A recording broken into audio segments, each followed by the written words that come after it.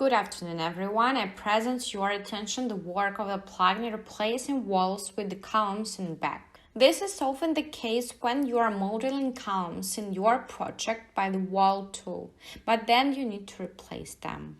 Or the other way, you use the column family, and then it turns out that you want to use the wall. It's not possible to do manually, so you can use the plugin. Let's take a look at this plugin at work. Create a few walls.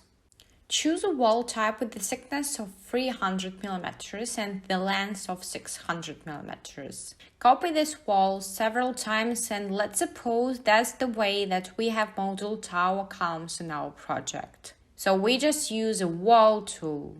And now we would like to replace the columns modeled by the walls to the columns category. To do this, run the plugin replacing walls with the columns. Select the walls, click Done. In the open window, we need to select the type of column we want to replace our walls. This is where we have the type of our wall, the length of our wall, replace it with the type of column that corresponds to the size, 300 and 600, and click Done. As a result, instead of the walls, we already have a family of load-bearing columns. Same thing in reverse. Run the plugin, select already the columns and click Done. Here we have already the column family. We are going to replace them with the walls. Select the wall size, click Done. Now the columns have been converted to walls.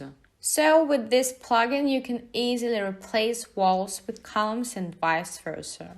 That's it for now. Thank you everybody. Subscribe to the channel, give us a like, and in the description of the video you can find a download link with a free 2 weeks trial version. Bye everybody.